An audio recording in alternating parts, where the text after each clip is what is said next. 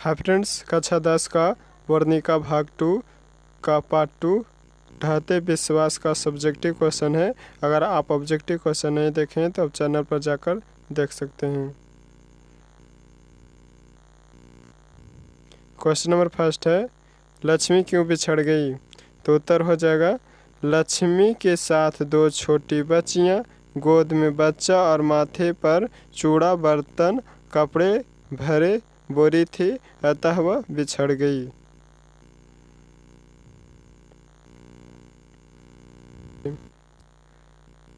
Question number 2, Lakshmi के व्यक्तित्व पर विचार करें। उत्तर हो जाएगा, लक्ष्मी इस कहानी का प्रमुख पात्र है। उसके व्यक्तित्व में कूट कूट कर दृढ़ता और साहस भरा है। गांव में मात्र 1 बीघा भूखंड है, पर पूर्व अनुभव के आधार पर न उसने घर छोड़ी और न गांव। अच्युत को भी समाज रक्षा में लगा दिया।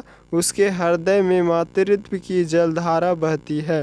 अच्युत के लिए तो उसने विलंब किया ही। मूर्छों से जागने पर एक मुर्दे बच्चे को छाती में भींच लेती है। इस प्रकार लक्ष्मी के व्यक्तित्व में नारी सुलभ मातृत्व के साथ साथ दृढ़ता और साहस का अच्छा मिश्रण है।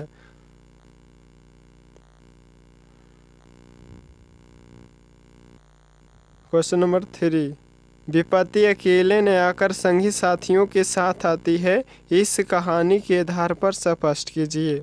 उत्तर हो जाएगा, कहानी में उल्लेखनीय उपयुक्त युक्ति सत्य है।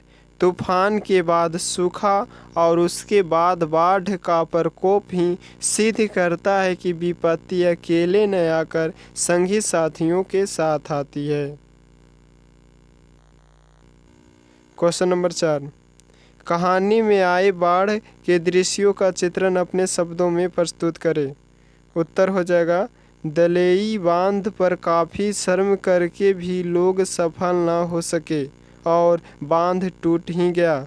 सूचना मिलते ही लोग टीले की ओर दौड़ पड़े, पर पानी का बहाव तेज था।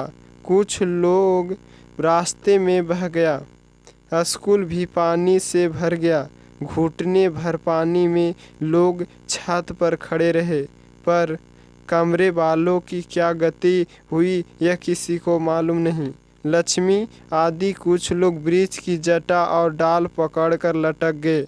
चंडेश्वरी चबूतरा भी पानी से भर गया। लोग अफरा तफरी में जान बचाने को आकुल व्याकुल थे, पर कोई देवी शक्ति उन्हें रक्षा नहीं कर सकी।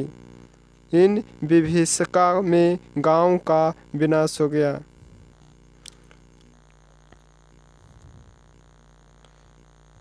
क्वेश्चन नंबर 5, लक्ष्मी कौन थी? उनकी पारिवारिक परिस्थितियों का चित्र प्रस्तुत कीजिए।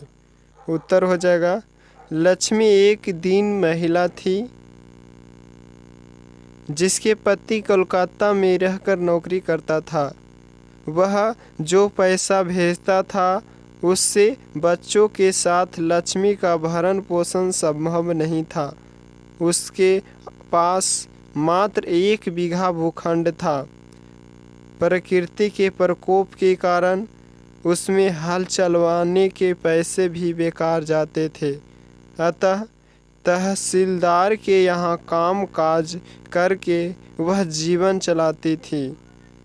उसका बड़ा बेटा अच्युत, 2 बेटियां तथा एक नन्हा मुन्ना और अपने स्वयं का भरण पोषण की सारी जिम्मेदारी उसी पर थी, अतः उसका पारिवारिक स्थिति दयनीय थी।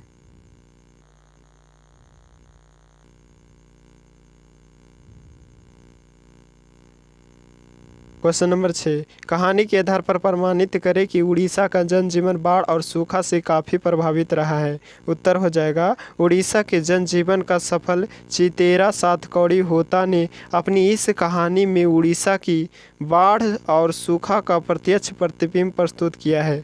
तूफान के बाद सूखा और उसके बाद बाढ़ वहाँ के जनजीवन को अस्त व्यस्त करके हर समय वह सहारा बना देता है। महानदी का हीराकुंड बांध और ययाति द्वारा निर्मित पत्थर का बांध भी उन्हें रक्षा नहीं कर पाते। सूखे में बिचई तक सूख जाते हैं और बाढ़ में असंख्य धन जन की हानि होती रहती है।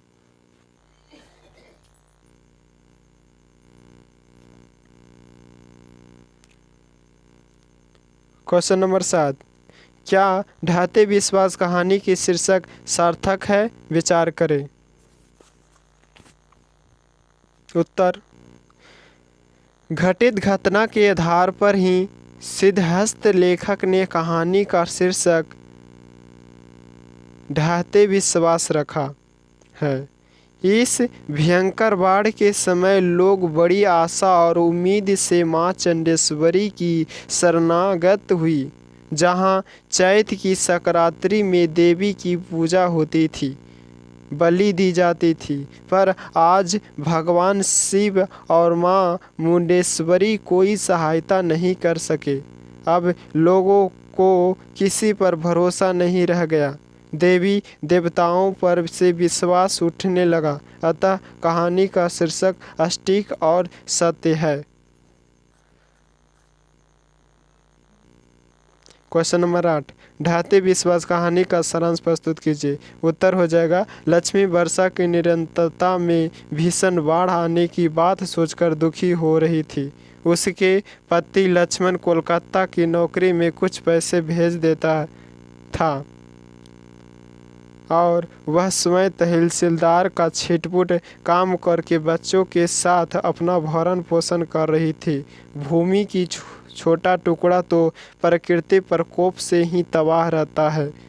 कटक में से लौटा गुनिधि महानदी की इस बांध की सुरक्षा के लिए गांव के युवकों को स्वयंसेवी दल बनाकर बांध की सुरक्षा में सब संलग्न थे। लक्ष्मी भी बड़े लड़के को बांध पर भेजकर 2 लड़कियां और 1 साल के लड़का के साथ घर पर है। लक्ष्मी भी पूर्व के आधार पर कुछ चूड़ा बर्तन कपड़ा संग्रह कर लिया। गाय बकरियों के पगाह खोल दिया। अच्युत तो बांध पर ही जूझ रहा था। बाढ़ आ गई और शोर मच गया। गुणनिधि काम में जुटा था। लोगों में जोश भर रहा था और लोगों को ऊंचे भर जाने का निर्देश भी दे रहा था। सब लोग का विश्वास आशंका में बदल गया। लोग कांपते पैरों से टीले की ओर भागे। स्कूल में भर गए। देवी स्थान भी भर गया। लोग हताश थे। अब तो केवल मां चंडेश्वरी की ही भरोसा है। लक्ष्मी भी अच्युत की आशा छोड़कर जैसे तैसे बच्चे को लेकर भाग रही थी, क्योंकि बाढ़ वृक्ष घर सबको जल्दी जल्दी ले रही थी।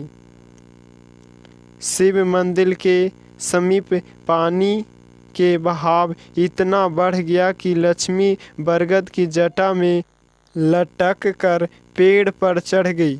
वह बेहोश हो गई। कोई किसी की पुकार सुनने वाला नहीं। टीले पर लोग अपने को खोज रहे थे। स्कूल भी डूब चुका था। अतः लोग कमर भर पानी में किसी प्रकार खड़े थे। लक्ष्मी को होश आने पर उसका छोटा लड़का लापता था। वह रो चिल्ला रही थी, पर सुनने वाला कौन था? लोगों को विश्वास देवी देवताओं पर से भी उठ गया, क्योंकि इन पर बार बार विश्वास करके लोग मात्र ठगे जाते रहे हैं। लक्ष्मी ने पुनः पीछे देखा, पर उसकी दृष्टि सुनी थी। फिर भी एक शिशु शव को उसने पेड़ की तने पर से उठा लिया और सीने से भींच लिया। यद्यपि वह उसका पुत्र का शव नहीं था।